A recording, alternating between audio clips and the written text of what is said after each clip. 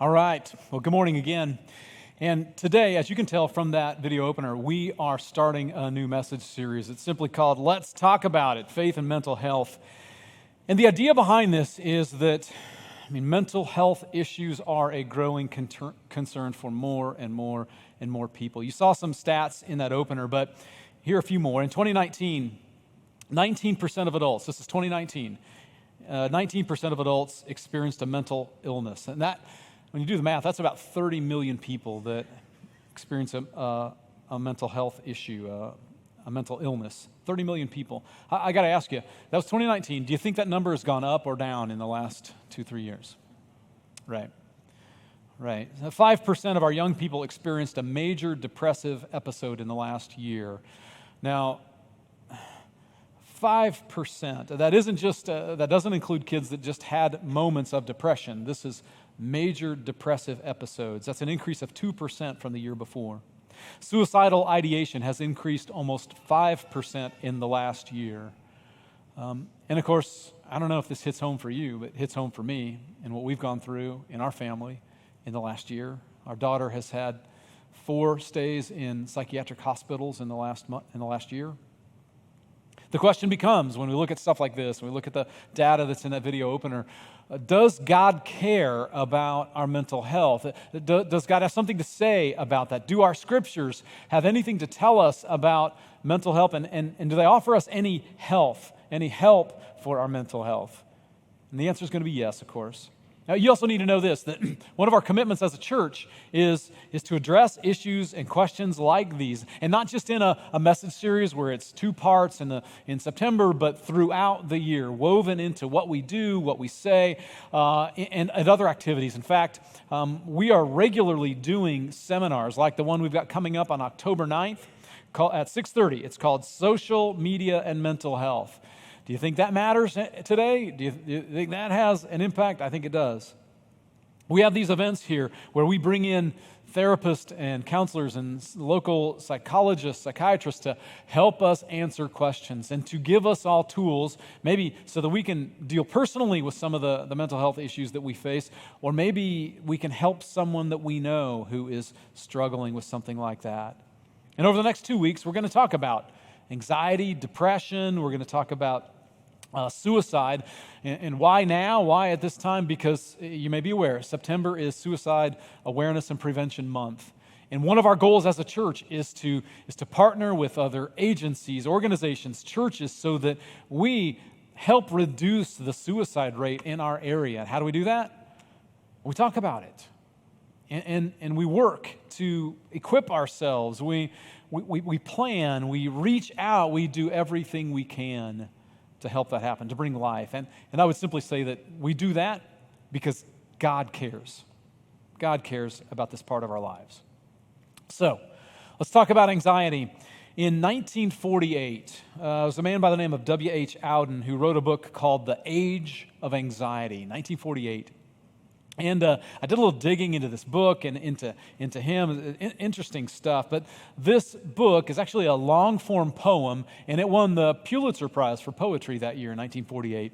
And not long after that, it was made into a symphony. Leonard Bernstein made it into a symphony, so it must have had an impact. I can't imagine an anxiety symphony. I don't know. But he did it. And then it was also made into 2 different ballets, one in the 50s and one, I think, in 2014.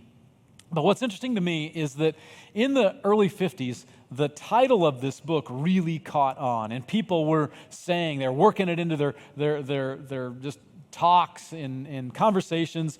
We live in a time of anxiety, We're living in an age of anxiety. And that was in the early 1950s. So I've got to ask, and this may be chronological snobbery, I don't know, but I got to ask, if that was the age of anxiety, what is today? Is it the age of insanity? The age of high anxiety? What is this age? Because, again, being careful of chronological snobbery to say, hey, it's worse today than it ever has been, and every generation maybe thinks that or says that, but we face some significant issues that are hitting all at once right now. global terrorism, global warming, economic insecurity, school shootings, identity theft, supply chain shutdowns. Do you know more about trains now than you've ever known in your life and train schedules? New COVID variants, the war in Ukraine, inflation, voting rights, ecological breakdown, internal threats to our democracy, water wars. I mean, all of these things give us a sense of uncertainty and anxiety and fear. And of course, what magnifies all of that is that we live in the information age, so that we are constantly bombarded with news, with updates, with everything that's going on in our world. 100 years ago, people didn't know what was going on other than very locally. And if something happened in Europe, maybe you heard about it 10 days after it happened, but not today. When something happens anywhere, we know about it now. I've got a smartwatch. How many of you have a smartwatch? A bunch of us have smartwatches. When I first got my smartwatch, it was a number of years ago, on my phone, I had a couple of news apps. And so the news apps instantly installed on my watch, and so suddenly I'm getting these alerts about every 2-3 minutes about some breaking news in the world. I mean, and so I'm constantly looking at my watch and of what's going on here in the world and there in the world and here in our own state and here in our own city. I had to take that stuff off my watch because it was constantly buzzing. Even when I was up here on stage, my watch would buzz like, oh my gosh, what's happening in the Ukraine, It had to stop, and then my phone going off in the middle of the night too. I had it on Do Not Disturb, but it was still light up at 4 o'clock and something going on. And no wonder we're anxious about all of that. No wonder we're struggling with fear. And not only is it news alerts, but then weather alerts pop up on our phones. Amber alerts pop up on our phones. I mean, is it any wonder that we have stress and anxiety and worry? But none of that in our household compares to when we get a call from where our daughter is living right now and the struggles that we have there. And when we get a call, the anxiety that happens when we see that pop up on our phones. Some of us experience chronic worry about our children, especially if they're struggling or rebelling. Some of us worry about our health, about our jobs. But some of us might say, hey, Aaron, you're really not talking to me. I don't have anxiety. I don't have fear. I'm not afraid. I'm just stressed out. Anybody just say that? I'm just stressed out. It's the same thing, isn't it? I'm stressed out. And I get that phrase. I'm just stressed out. I get it. But let me tell you this. You know what stresses me out today? You do.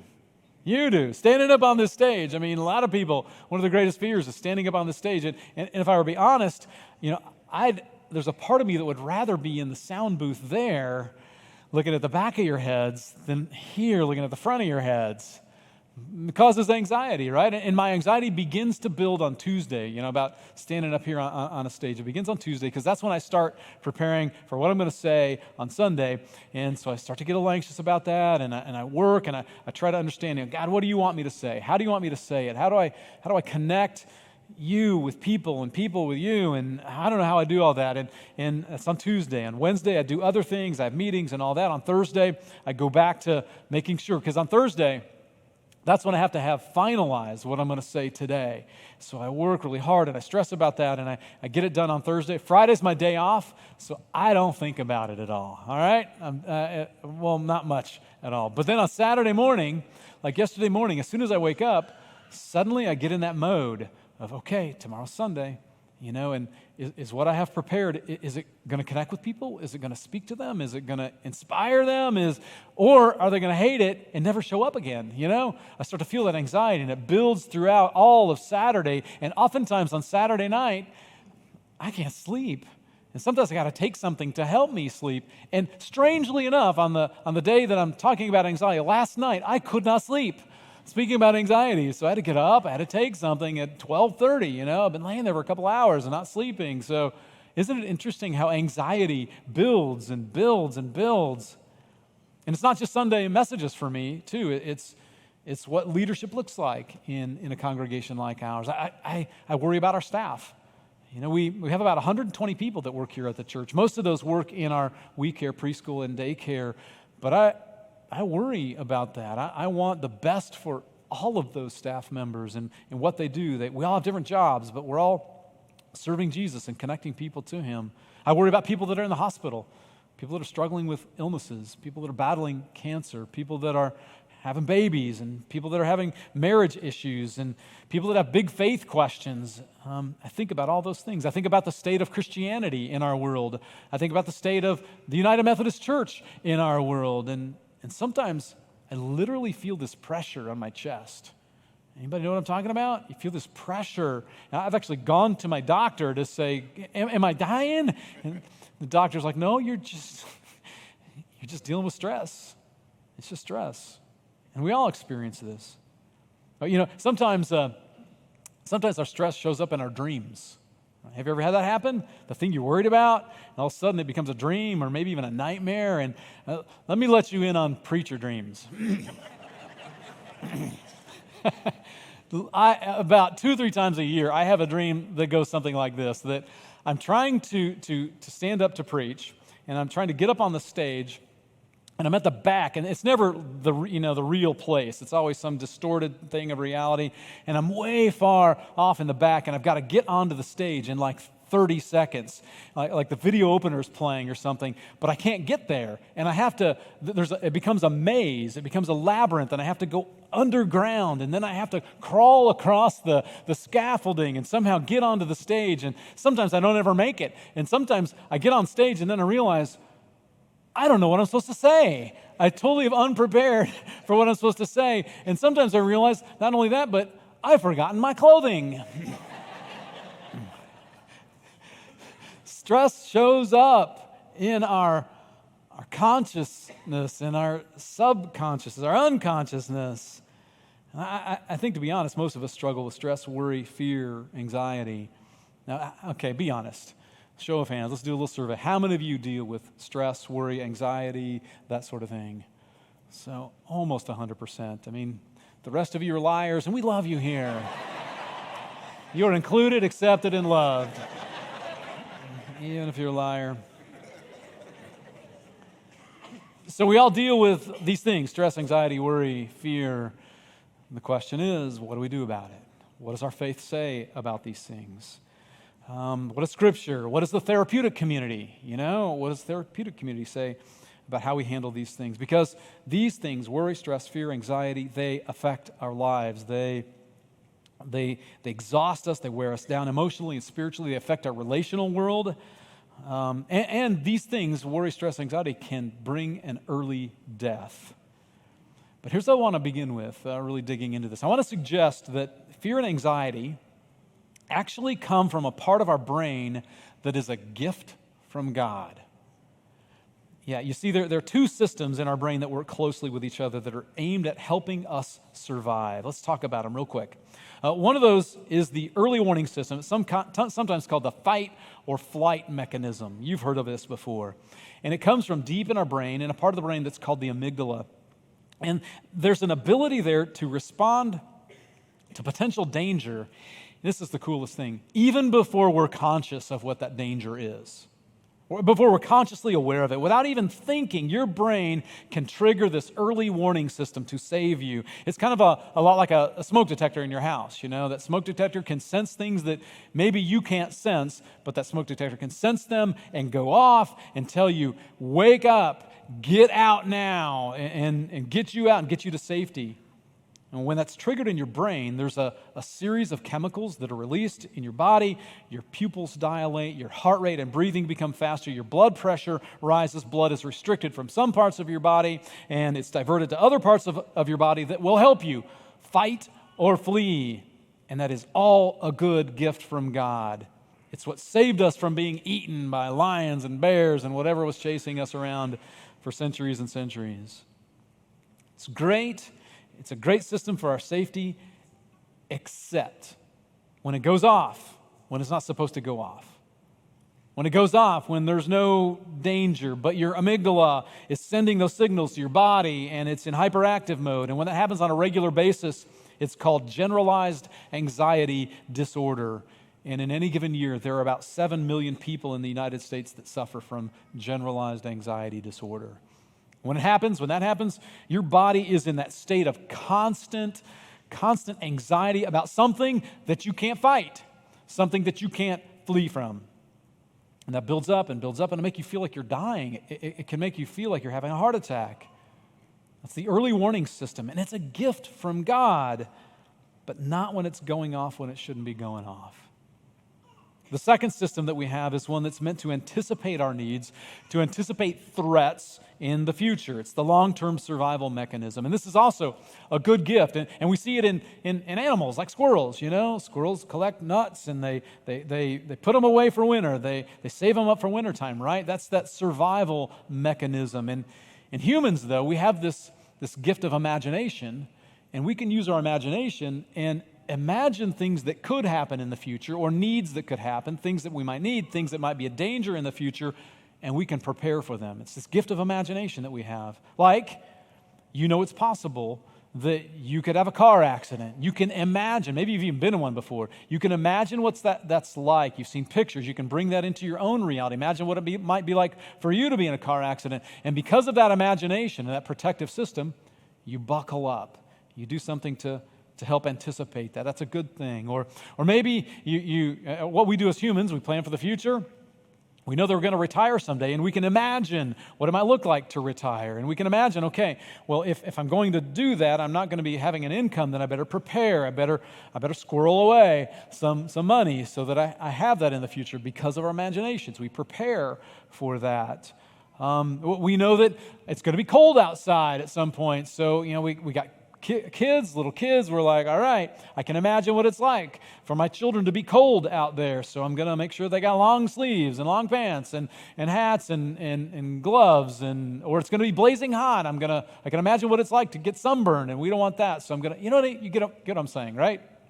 You anticipate these things. These are good things, but that system works alongside your imagination. You have to imagine potential threats that come, and then you prepare for those. And the problem is, sometimes our imaginations go hyperactive too.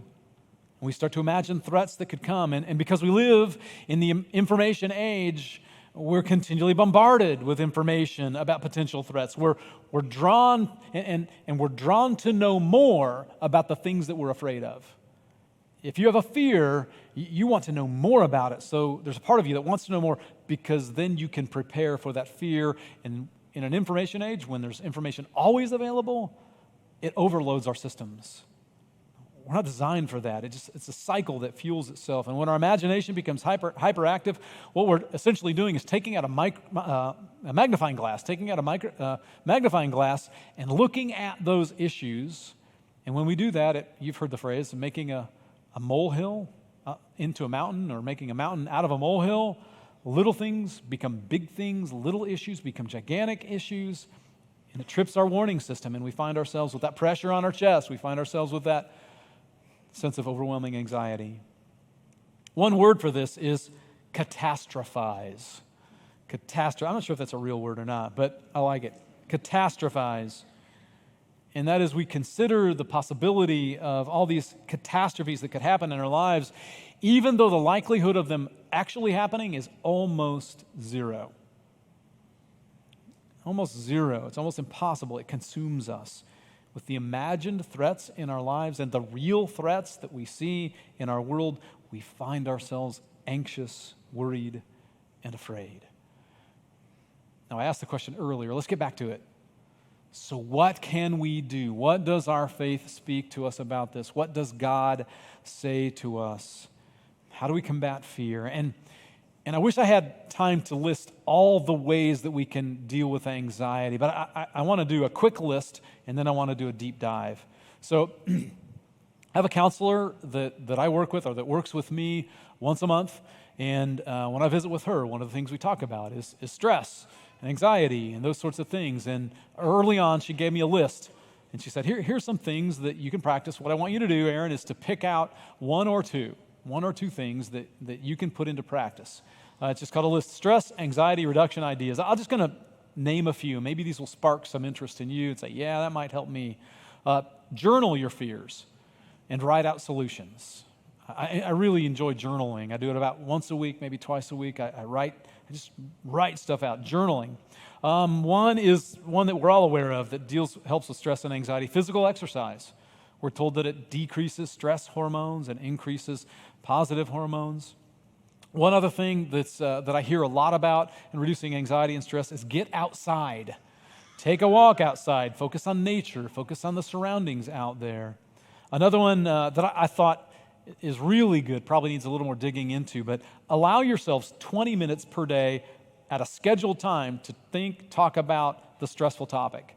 And what I love about this idea is, so when that stressful thing comes up, rather than it affecting your whole day, you say, hey, I have set aside from 4 to 4:20 p.m.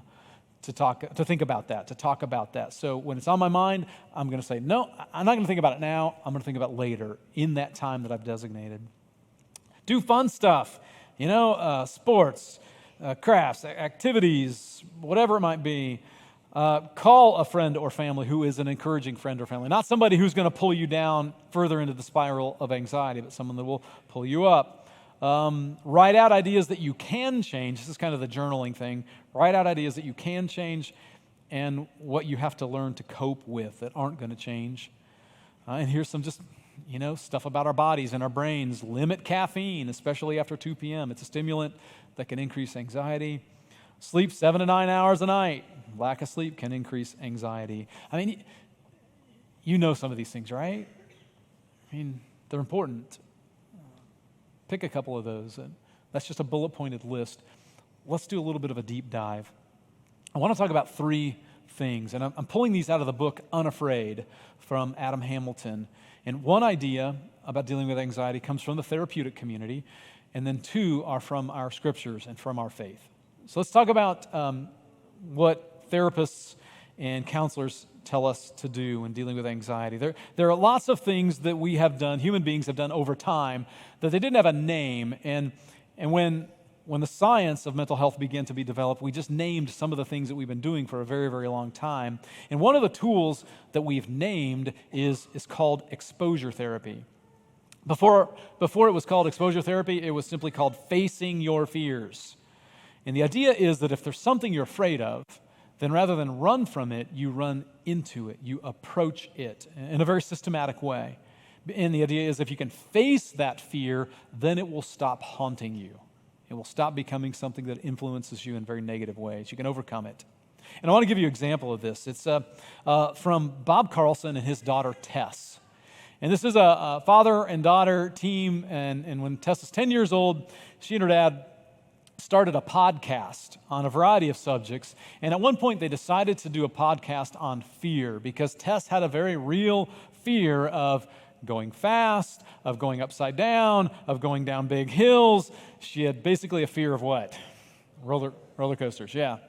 So it was her idea. She said, well, Dad, let's go to Six Flags and let's see if together we can overcome my fear of roller coasters.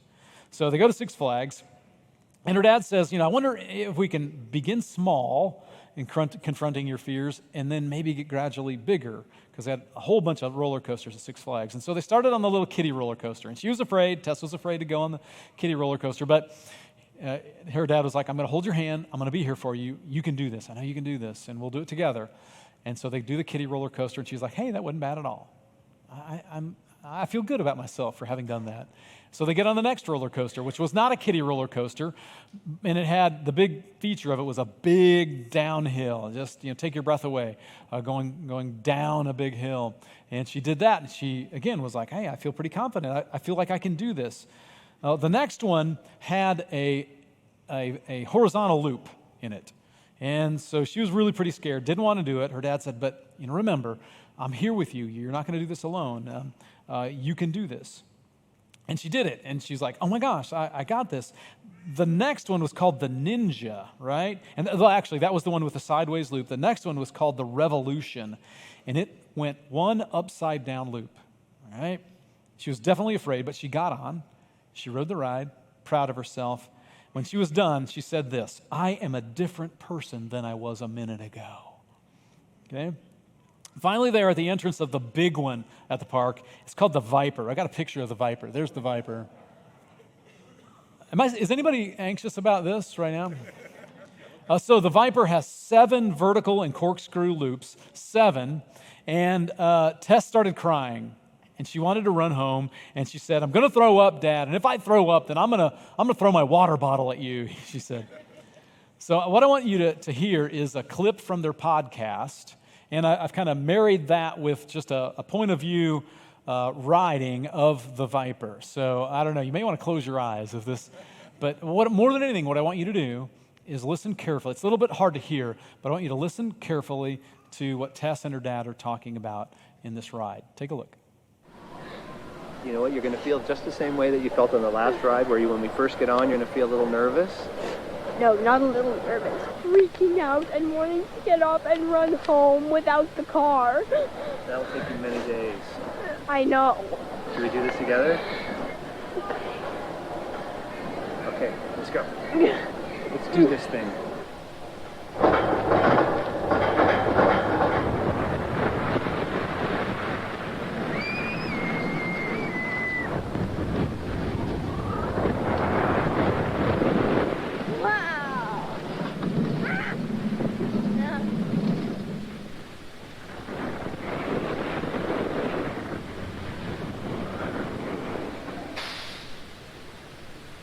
What was Viper like?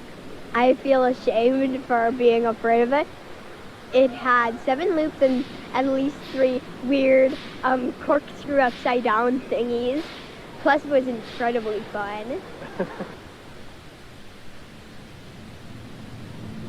It opened up a whole new level for me because these had really steep drops and my first ever loops and corkscrews. Is there anything else you wanted to say?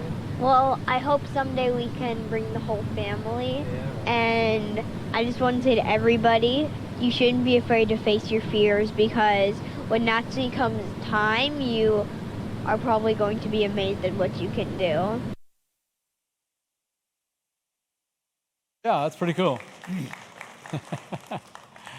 could be amazed at what you could do. I mean, Tess faced her fears, and she said, "I became a different person. And I think what is paramount in understanding Tess's story here in this one little example is her dad was there with her. Her dad played that role of, you can do this. I'm here. You're not alone. I'm holding your hand, walking with you through this. And that's what a good counselor does. That's what a good therapist does, walks with you through those things so that those fears and anxieties no longer rule your life. And I know about fear and anxiety. I'm a bicyclist, and so I haven't done it in a while, but I got on my bike yesterday and rode a few miles. And every time I get on my bike, I have that fear of being hit by a car. I got to deal with that. I've swam with sharks before, a couple times, and everything in my body is like saying, get out of the water. This is totally unnatural, and maybe that's the right thing to do, get out of the water. But, I mean, anxiety at that. I've gone skydiving once before. I stand up here on the stage almost every Sunday in front of you, facing our fears. Actually walking right into them is one strategy that counselors say can be helpful to some people. And it may not be the strategy that you need to use if you're facing a specific fear, but it's one that might work.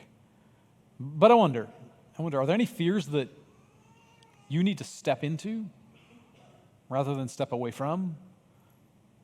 Any anxieties that you have that moving through them might be the very answer that you need to put those things behind you? Now, that's one way to deal. That's a therapeutic suggestion, a therapeutic way to deal with that. What about our spiritual resources? That's what I want to talk about next. Because you see, we might think that wrestling with anxiety and panic attacks and chronic worry is a new thing, but that's chronological snobbery. It's not a new thing.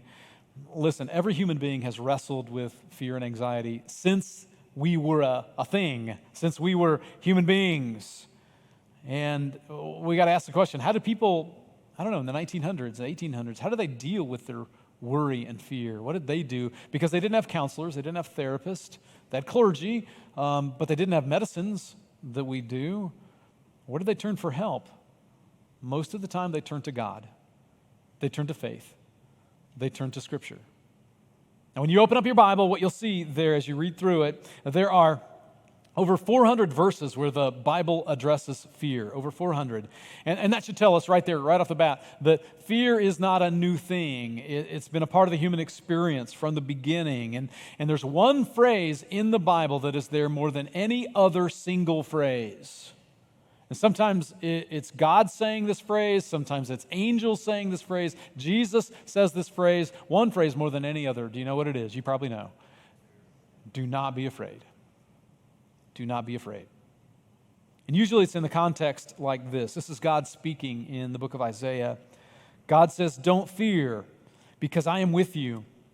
Don't be afraid, for I am your God. I will strengthen you. I will surely help you. I will hold you with my righteous, strong hand. And I look at those words, I think those are powerful words in and of themselves, but there's even more potential power there for us when we deal with our fears if we internalize them. If we can make those words a prayer, your own prayer. And here's how you do that. You take a passage like that, and you may say it this way, and let's leave that up there on the screen. You may say something like, God, help me to not fear. Help me to remember that you are with me. Help me to remember that you are my God. I claim you as my God. I trust that you will strengthen me. I believe that you'll help me. Hold me, Lord. Hold me near. Help me to not be afraid. Hold me with your strong and righteous hand. You see the difference between just reading the words and praying a prayer through those words? I think that's when we really unleash the power of words like this. God speaking them to us speaking them to God. That's when we begin to find peace. There's a character in the Bible. We've talked a little bit about him since I've been here. A guy named David. And David's one of the big characters in the Old Testament, one of our spiritual ancestors. And he started off as a little shepherd boy, called to be the king, but before he became king, there was lots of turmoil. He was hunted down. He ended up having to live in caves. He was a wanted man. It was a terrible existence, and he definitely was afraid. He wrote a lot of what we call the Book of Psalms, and it's a song book. It's a poetry book, but it's a song book, a hymn book. And when he was afraid, here's the sort of thing that he wrote. This is Psalm 56. When I am afraid, I will put my trust in you. I praise God for what God has promised. I trust in God, so why should I be afraid? What can mere mortals do to me? And what's interesting is he sang those words. He sang them. See, there's something about music that takes words and allows them to permeate into different parts of our brains. I mean, why is it that humans sing? Why do we do that? I mean, it's because it gets to us in different ways. It affects us more powerfully than just the spoken word. That's why music is a part of worship every Sunday. And I know some of you don't dig it. You're kind of like, all right, I'm just going to stand here and wait. I'm going to mouth the words, but I would just challenge you, even if you say, nobody wants to hear me sing, it isn't about the people that are around you. It's about what happens when you take those words and bring them to life in music. It allows the peace of God to permeate you in ways that the spoken word simply cannot. That's why we sing several songs every Sunday, so you might feel that peace and presence of Jesus while you're singing. It worked for David, and it works for you too. I know this for a fact for myself. At night when I can't sleep, a lot of times what I'm doing, to help myself sleep is I'll start, when I'm dealing with anxiety, I'll start singing some of the songs I know. And some of them I learned from my childhood, right? And some of them I learned here in worship. Some of them are from Caleb. I listen to Caleb occasionally. But they begin to address my anxieties. Sometimes, we have an old hymn book that's just right next to our front door, and my wife will open it up to different pages at different times of the year and different songs, and I will, as I'm coming down the stairs, it's right there at the foot of the stairs, I'll stop and pause, and, if I'm there by myself, and sing the song out loud. The one that's right there right now that it's open to is the old song, Abide With Me. Abide with me. And it lists all these situations that are stressful and difficult and painful, and it comes back to that chorus, abide with me, God, be with me, I know you're with me. The Scripture gives us these two powerful things in the face of our fear, prayer and music.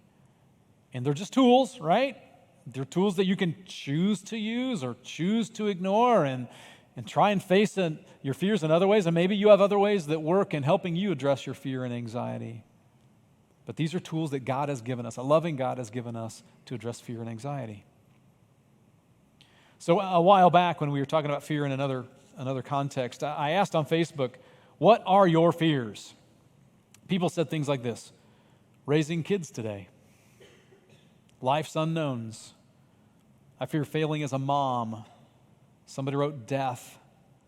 Somebody wrote this very insightful thing: I fear being alone in the world, being insignificant, costing much, and contributing little. Somebody said snakes. Somebody said failing. Somebody said falling. A bunch of people said roundabouts. I don't know. What if, instead of using our mental energy fearing things like this, what if we put our mental energy into believing that God really is with us, for us, holding us, giving us what we need to move through our anxiety, remembering that God has said over and over and over again, for a reason, God has said, do not be afraid. Do not be afraid. Because you ultimately have nothing to fear. So try facing your fears head on, see if that might help, and then those other two tools: pray, sing, recognize that God is holding you. So we're talking about it, right? These issues of mental health, we're talking about it because God cares about these things. And for today, that is the good news. In the name of the Father, and of the Son, and of the Holy Spirit, amen.